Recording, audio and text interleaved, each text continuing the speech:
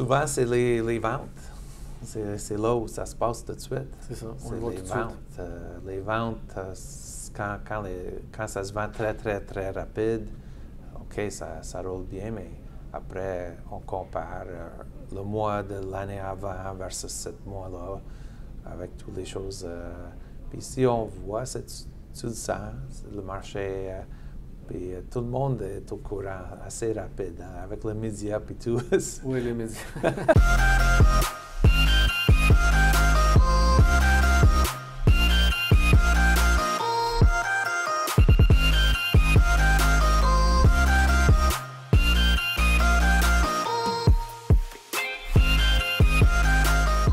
Bonjour tout le monde, merci d'être avec nous pour cette vidéo. Je vais vous présenter quelqu'un à qui j'ai le plaisir de faire cette vidéo pour vous. Partager son histoire, vous le connaissez déjà avec la vidéo, vous le voyez, c'est Monsieur le Président de Samcon.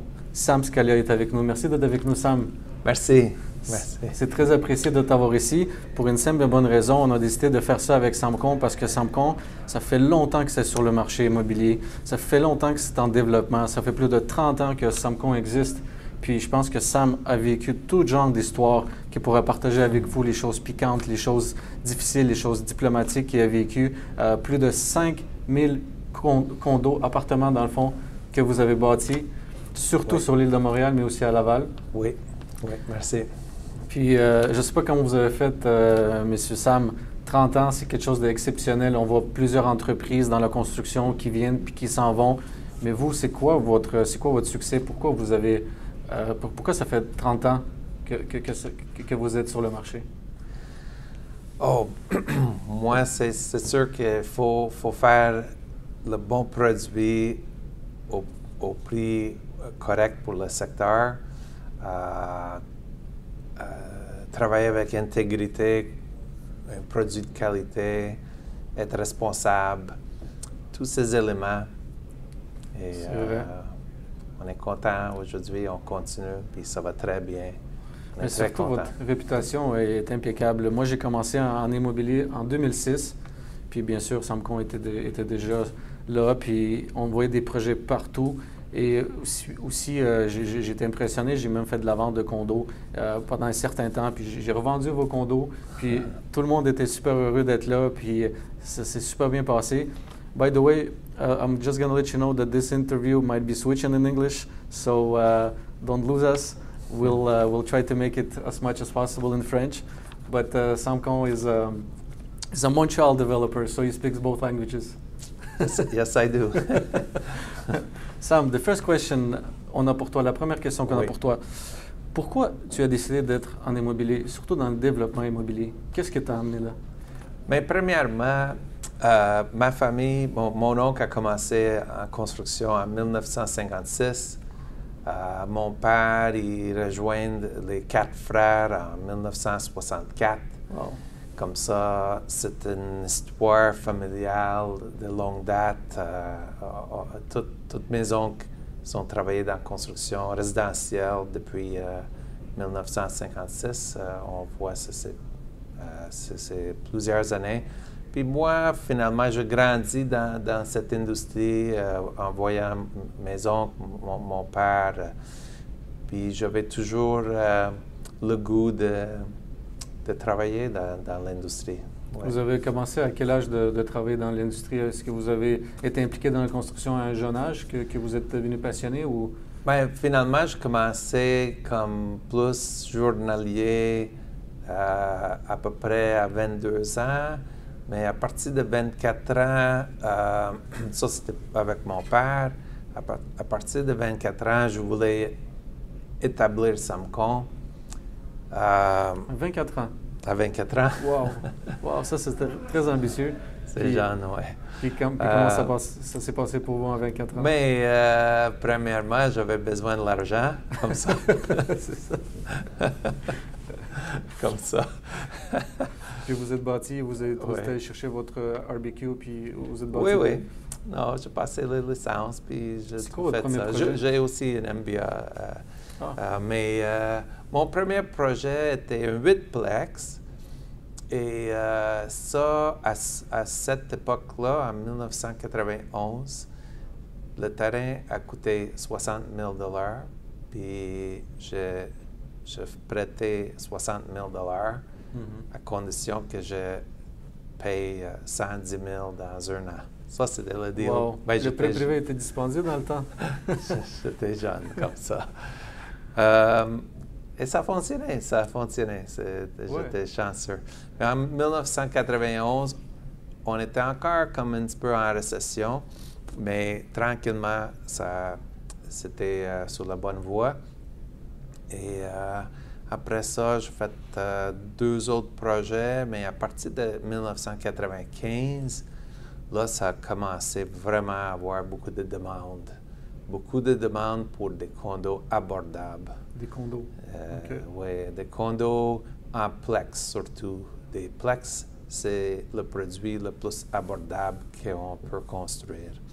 Puis, c'est la majorité des condos à Montréal, parce que Montréal, c'est une ville des plex principalement. C'est une petite ville.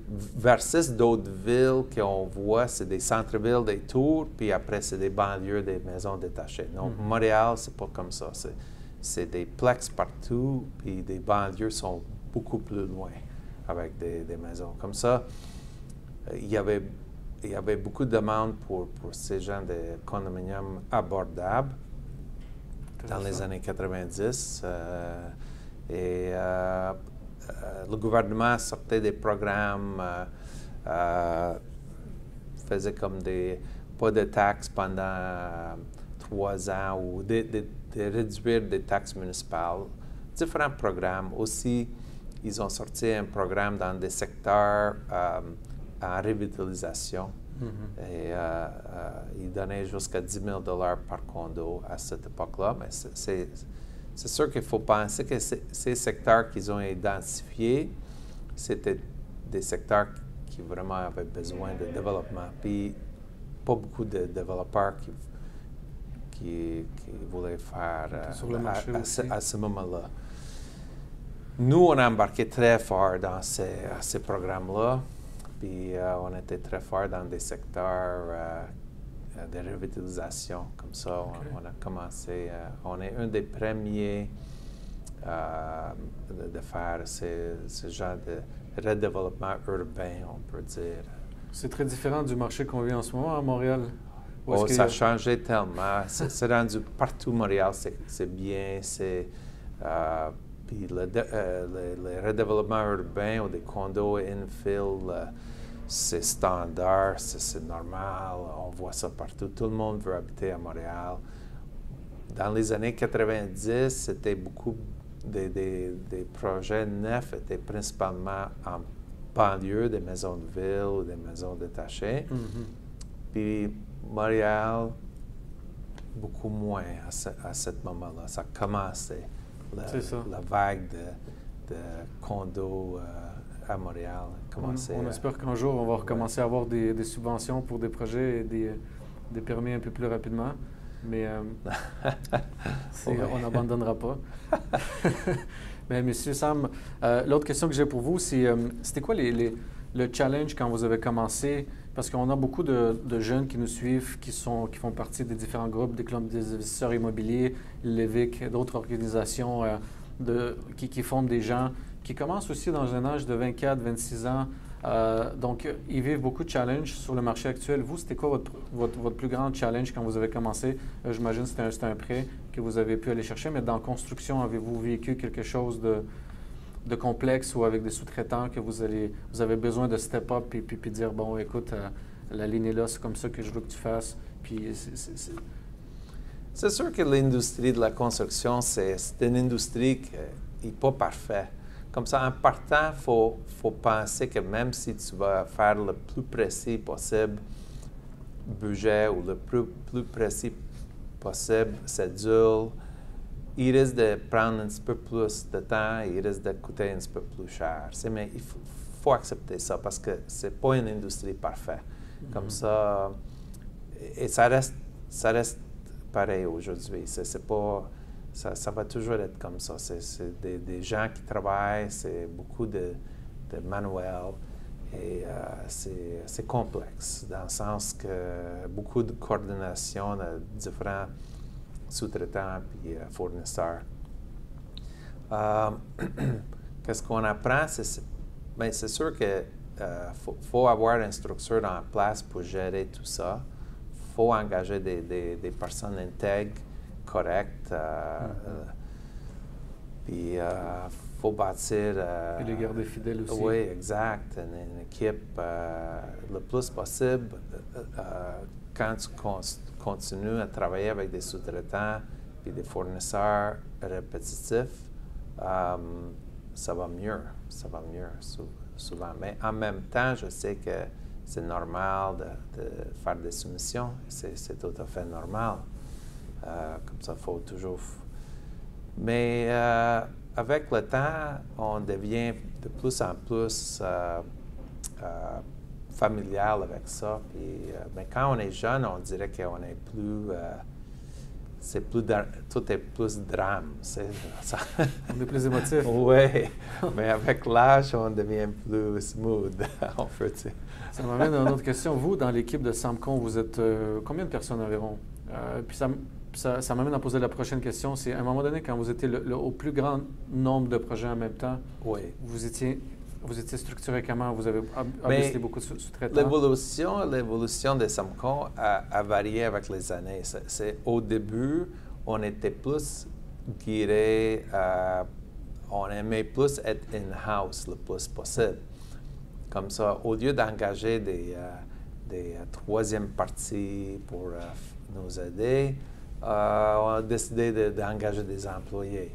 Mm-hmm. Et c'est une solution correcte, mais dans notre industrie, des fois, à long terme, cette solution risque de faire beaucoup d'employés internes, puis ce n'est pas nécessairement qu'une compagnie va être beaucoup mieux. Il va être bon, ça prend énormément de training, puis énormément d'interne pour être... Parce que des fois, tu engages un spécialiste avec une petite équipe, va peut-être te charger un petit peu plus cher, mais ils sont spécialisés juste dans une chose. C'est un petit peu comme des sous-traitants, finalement. Mais quand tu essaies de faire tout à l'interne, tu peux être bon, mais c'est beaucoup d'efforts, de training et tout. Ça amène de la pression aussi pour aller chercher des projets? Exact. Ça amène beaucoup de pression pour aller chercher des projets, puis on roulait comme 17 projets en même temps. Wow. Et aussi, ça amène la pression que des fois, on sait notre industrie, l'économie va monter, puis à un moment donné, ça va ralentir, puis c'est tout à fait normal. Puis après, tu as peut-être 2-3 ans qui va être ralenti, puis après, ça va partir une autre fois remonter. Comme ça, quand tu as une entreprise, beaucoup d'employés, il faut qu'ils pensent à ça, le ralentissement. Puis souvent, on était bon à faire une variété des sites, variété des produits, différentes grandeurs des condos, différents price points, de différents prix, dépendant du secteur. Comme ça a aidé beaucoup. C'était diversifier les produits, c'était très bien. Mais là, on a essayé d'engager comme des constructeurs généraux pour voir comment ça va aller. Puis on a bien aimé l'expérience. Ah oui? Oui, on a très bien aimé l'expérience. Comme ça a évolué dans cette direction à partir de 2014. Puis finalement, on aime beaucoup cette solution-là, puis on travaille encore avec des constructeurs généraux. Si je comprends bien, vous êtes un entrepreneur général, mais vous engagez d'autres entrepreneurs généraux pour gestion de projet. C'est vrai. C'est un autre niveau. Fait que vous mettez les lignes. Puis ça change un petit peu la dynamique de Samcon dans le sens qu'on peut se concentrer plus dans la gestion des projets, coordination des projets, mais des constructeurs généraux sont spécialisés à construire les bâtiments. Avec notre aide, on est impliqué avec eux autres beaucoup. OK. Et comme ça, on travaille avec des constructeurs généraux. On travaille avec différentes entreprises pour nous aider à faire les beaux projets. Je comprends. C'est sûr. Un petit bémol pour les gens qui se posent la question comment j'ai pu avoir la chance de rencontrer M. Sam, c'est que j'avais intérêt à vendre. M. Sam, il m'a appelé, on a eu une belle conversation de 15 minutes. J'étais vraiment choyé d'avoir un client comme ça. Et finalement, ce que je peux vous dire, M. Sam est très assidu dans ses suivis, très diplomatique, toujours les documents à sa coche, les délais à sa coche. Puis quand tu étais venu avec un entrepreneur général que je connaissais déjà dans le temps, c'était vraiment une rencontre exceptionnelle. Puis c'est là que j'ai pas catché que vous engagez aussi d'autres entrepreneurs pour faire des projets. Et je trouve ça, c'est une belle recette. Malheureusement, le projet n'a pas fonctionné pour nous à cause des délais de la ville et certaines restrictions. Mais au moins, on est là ici avec vous en ce moment. Peut-être que d'autres vont marcher. Oui. Et puis, c'est ça qui est ça. Fait que la prochaine question pour vous, le monde, moi, je me pose en tant qu'individu, Samcon, c'est un grand nom. Ça a été là pendant tout le temps. J'ai conduit dans les villes. Il y avait un projet ici, un projet à gauche, un projet à droite, de la publicité sur le site. Vous avez bâti une réputation de constructeur de condos de qualité. Et puis, comment vous avez fait ça, M. Sam? C'était quoi la recette ou la touche que vous avez apportée pour bâtir un branding aussi connu? Mais iconique, voire même. Oui, la réputation, moi, je pense que ça arrive de mon histoire familiale. C'est écouter mes oncles puis mon père, l'importance de l'intégrité, honnête, tout ça, toute ma vie. Puis, comme ça, je crois, ça arrive de ça. Puis souvent, c'est dans la personne. Moi, je crois beaucoup dans ça, puis c'est la façon que je travaille toujours. On est là pour nos de on est là pour les sous-traitants. C'est de bouche à oreille aussi que exact. Ça s'est fait. Oui, de bouche à oreille, tranquillement. On était chanceux, on a gagné 4 fois constructeur de l'année avec APCHQ, on a gagné une douzaine de prix d'OMIS, différents prix partout. Vous parlez de chance, mais je pense pas que c'est une chance. Je pense que c'est vraiment votre comment dire, exigence envers les produits. Oui. On a travaillé fort. On travaille toujours fort, c'est bien. On aime faire ça. On a la passion de faire un bon produit de qualité. Et le succès suit parce que c'est ça que les clients cherchent. C'est normal. Puis on aime faire ça.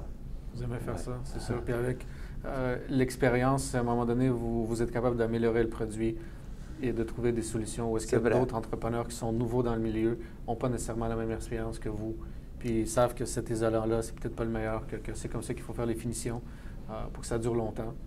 Ça c'est 100%.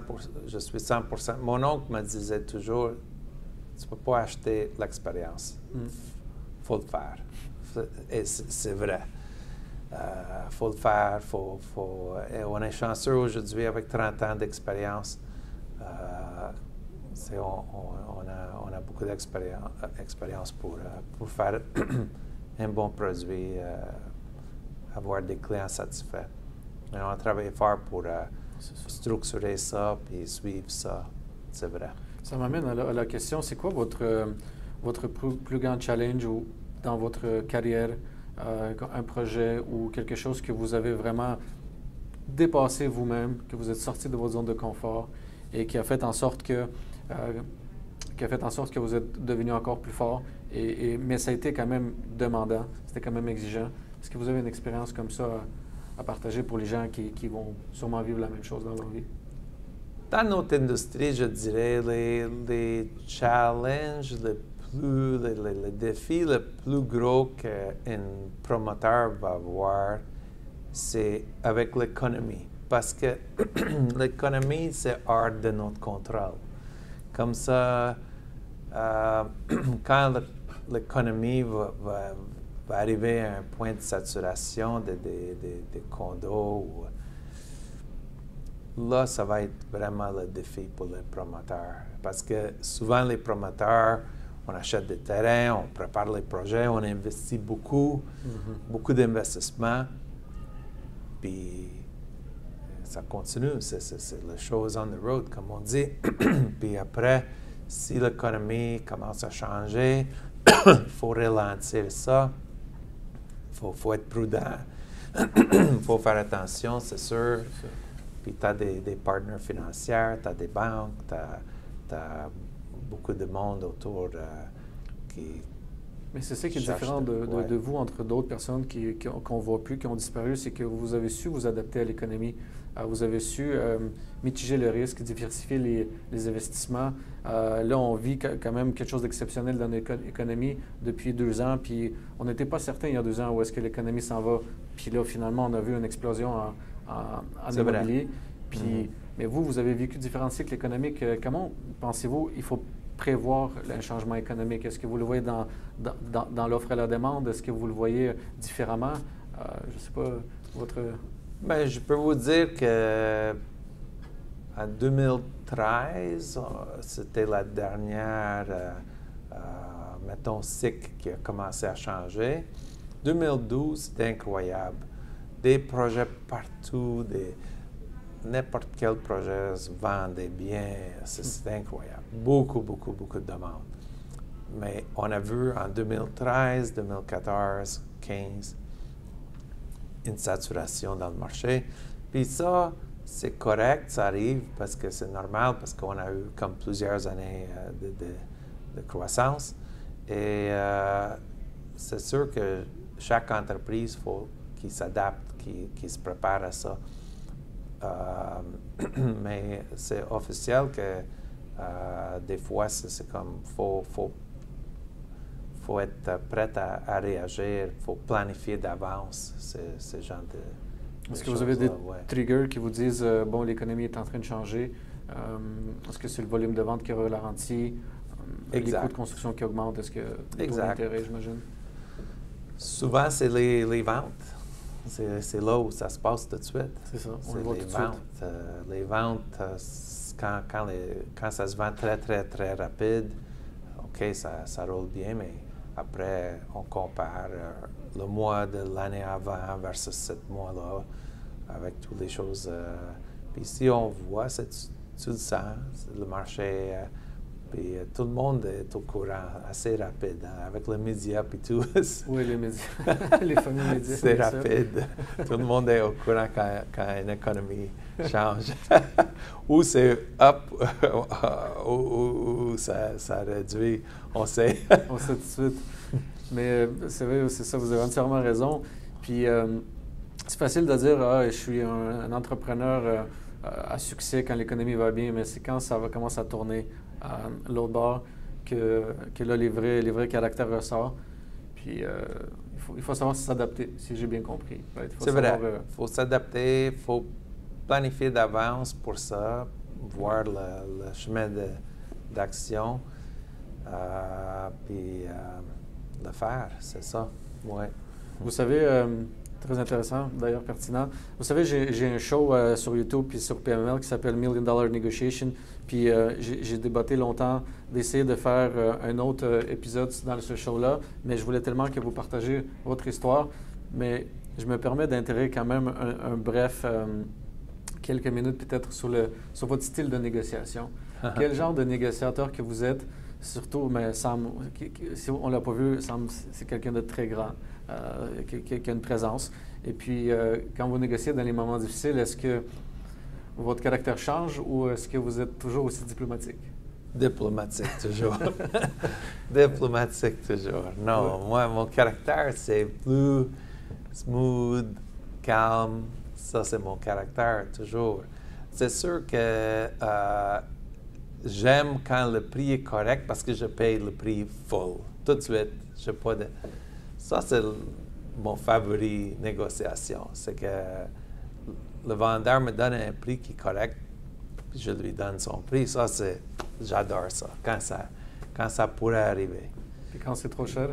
Mais là, si c'est trop cher, là, je vais négocier. C'est normal. Et si quelqu'un vous dit non, c'est quoi votre réaction? disons, je suis un sous-traitant. Bien, c'est sûr qu'il n'y a rien comme préparer un dossier correct pour montrer pourquoi on arrive à un certain prix, quelles raisons, avec des bonnes informations, comme souvent on travaille avec des groupes comme Altis ou des évaluateurs, puis comprendre le marché.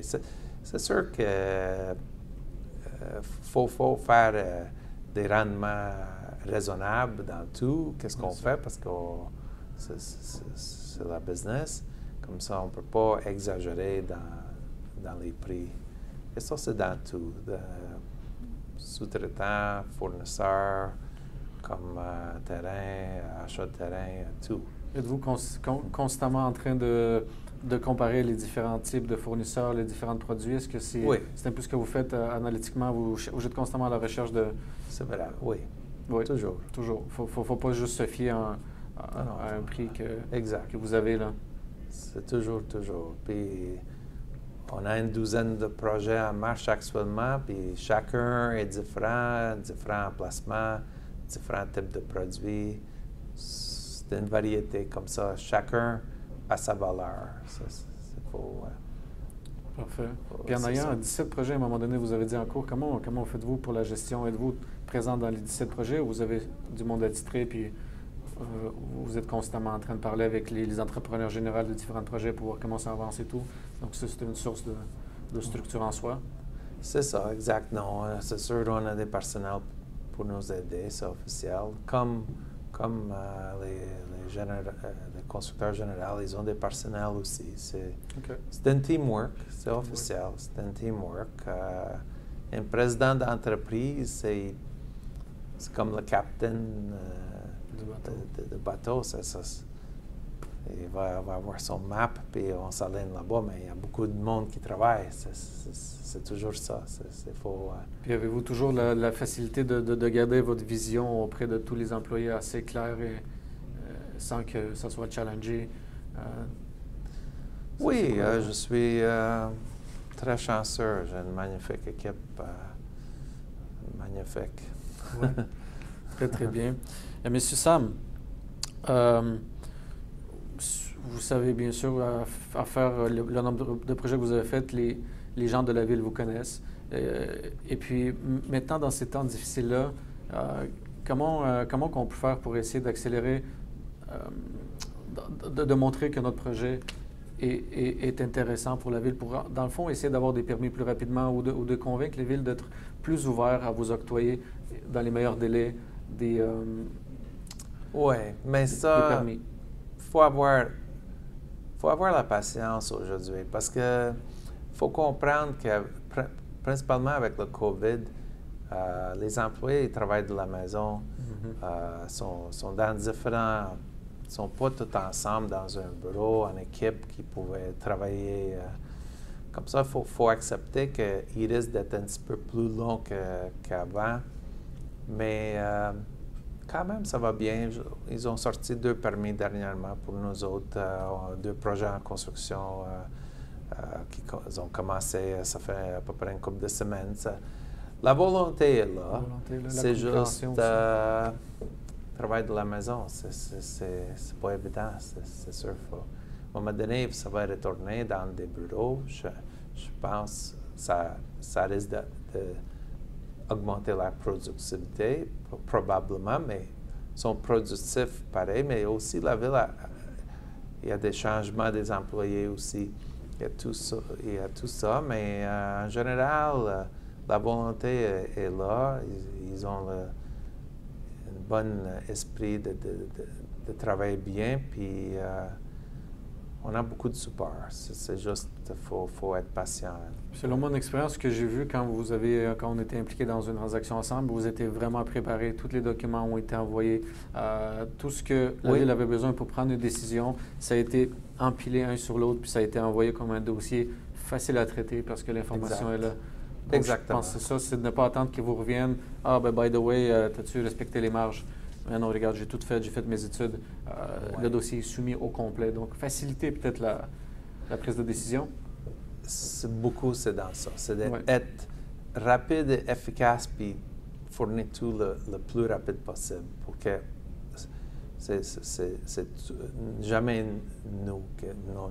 Nous, c'est très, très rapide, efficace. On donne tous les documents le plus vite possible. Faites-vous aussi des suivis régulièrement? Oui, c'est sûr. Donc, c'est ça, là. Je pense que c'est clair là, que les villes, quand les gens qui sont occupés puis ils sont à la maison, ils vont choisir. Je pense qu'ils vont mettre en priorité les dossiers plus faciles. Puis la ville aime les projets. Ça aide la ville. Ça change. C'est des taxes qui rentrent. C'est des gens qui ont l'opportunité d'avoir des condos neufs, des appartements neufs, des familles retournent à Montréal. La ville veut ça, c'est officiel. Il y a beaucoup de volonté pour ça. Oui, c'est vrai. C'est une belle perspective, Sam. C'est très bien de... Maintenant, un peu de la construction. On est côtoyé par beaucoup de développeurs. On vend beaucoup de terrains. Je pense qu'on est rendu à environ 60 terrains à vendre sur landdev.ai. Donc, il y a beaucoup de choses à défricher, à développer. Mais en même temps, vous, en tant qu'un homme d'expérience, comment voyez-vous l'horizon de la construction? On a vu les coûts de construction monter. Je ne sais pas, ils sont peut-être descendus un peu, mais avec les coûts de construction qui montent et les projets deviennent plus chers, c'est quoi l'horizon pour vous de la construction au Québec en ce moment? Puis quel genre de position qu'un entrepreneur devrait prendre? C'est sûr que c'est comme dans n'importe quel produit qu'on a. C'est quand on achète la dernière, le plus neuf, mais il va être mieux que l'autre avant.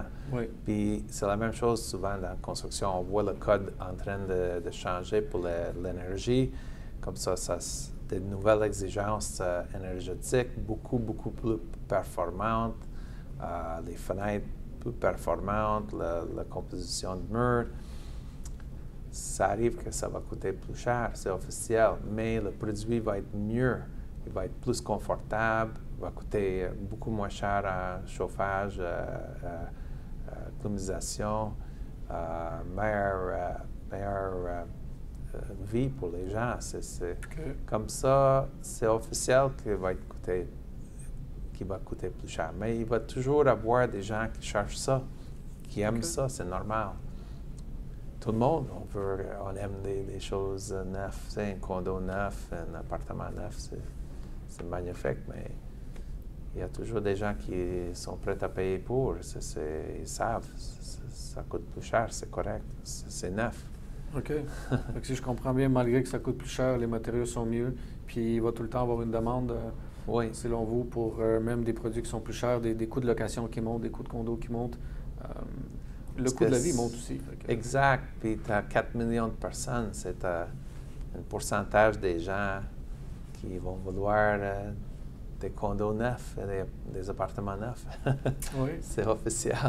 Pensez-vous que la Ville de Montréal va quand même rester un axe central dans la demande locative et demande de condos, où on voit une légère, comment dire, le cercle s'agrandit vers Laval, Brossard? Officiel, le cercle s'agrandit comme dans toutes les villes. La tendance reste urbaine, toujours, de plus en plus. La tendance est très urbaine. Les gens cherchent à se localiser dans les villes, de plus en plus, des grandes villes. Mais ça grandit, c'est officiel, ça grandit, on voit ça. Comme considérez-vous comparer ça peut-être à New York, des grandes villes comme comme Paris, où est-ce que les gens veulent quand même rester central, mais bon, le cercle s'agrandit bien sûr, mais la demande est plus forte dans les centres? Définitif. Oui. Même ils ont la tendance, c'est que peut-être d'ici 2050, 80% du monde, la population totale dans le monde entier vont habiter dans les villes. Ah oui? Oui, la tendance est toujours plus forte pour installer dans les villes. Fait que selon vous, il ne faut pas avoir peur de quand même payer les prix chers de Montréal, d'investir dans ces projets, d'investir dans le redéveloppement, dans la construction neuve, puis mettre ça, peut-être élever une coche au-dessus en termes de luxe, de qualité, parce que selon vous, la demande va être là quand même? Oui. Très intéressant. C'est ça. Si je pourrais vous dire à 30 ans les prix que j'ai vendus, puis aujourd'hui, non, ça n'arrête pas de monter, c'est correct, c'est immobilier. C'est un bon investissement, long terme, magnifique. C'est vrai, ça. Puis on habite, c'est parfait. C'est très vrai. C'est très vrai. Mais c'est intéressant de voir votre perspective. Puis vous, c'est quoi qui est la prochaine étape pour Samcon? Quel genre de vision que vous avez? Je comprends, ça peut être un peu confidentiel, mais en général, ça serait quoi la... On aime toujours, c'est un peu comme qu'est-ce qu'on a fait depuis 30 ans. On aime avoir une variété de projets, une variété des produits. On aime beaucoup la construction en bois. C'est ce qu'on appelle les low-rise, des plex. On aime ça. On aime des 4 étages en bois. On cherche peut-être à développer maintenant parce que le bois est rendu plus planet-friendly, on peut dire. On explore possiblement faire des 6 étages en bois. C'est accepté à Montréal maintenant. Wow. Là, c'est sûr, on aime les produits high-rise aussi. On a fait plusieurs, même à Centre-Ville, avec Drummond. Comme ça, on explore ça aussi. On a des sites pour faire des high-rise aussi. Une variété de projets, une variété des emplacements et des produits, c'est ça. Excellent. Donc, vous arrêtez pas la pédale au fond, malgré que oui. On vit un temps un peu difficile pour les constructeurs. C'est ça que vous avez fait, c'est ça que vous allez continuer à faire? Exactement. Puis, on aime ça et on fait le mieux qu'on est capable de faire toujours. C'est ça. On veut être mieux, de mieux en mieux à chaque année. C'est ça qu'on cherche.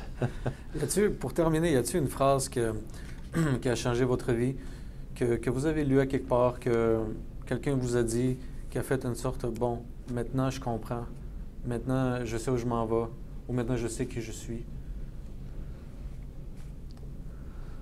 Oh, une phrase, mais... un peu au dépourvu, mais... C'est sûr que... Ouais, un livre qui vous a changé. Mais moi, je pense faut être passionné dans ce qu'on fait. Faut être... Si quand on pense à ce qu'on fait, puis on est capable de se faire exciter et passionné, on est dans la bonne voie. Puis moi, je vois ça beaucoup comme ça. Je veux faire des choses que j'aime. Je continue dans cette direction. Puis peu importe l'économie, peu importe le marché, peu importe qu'est-ce que ça arrive, je cherche de faire les choses que j'aime. Puis pourquoi pas? Oui. On va être plus content dans la vie. Pourquoi pas? C'est vrai. Très bon conseil. Faites les choses avec amour et passion. Exact. Sam, merci d'être là. C'est un grand plaisir de t'avoir ici. Puis j'espère que ce n'est pas la dernière fois qu'on se rencontre en vidéo comme ça pour partager des choses avec les gens. Très bien. Merci beaucoup. Merci. Excellent, Nick.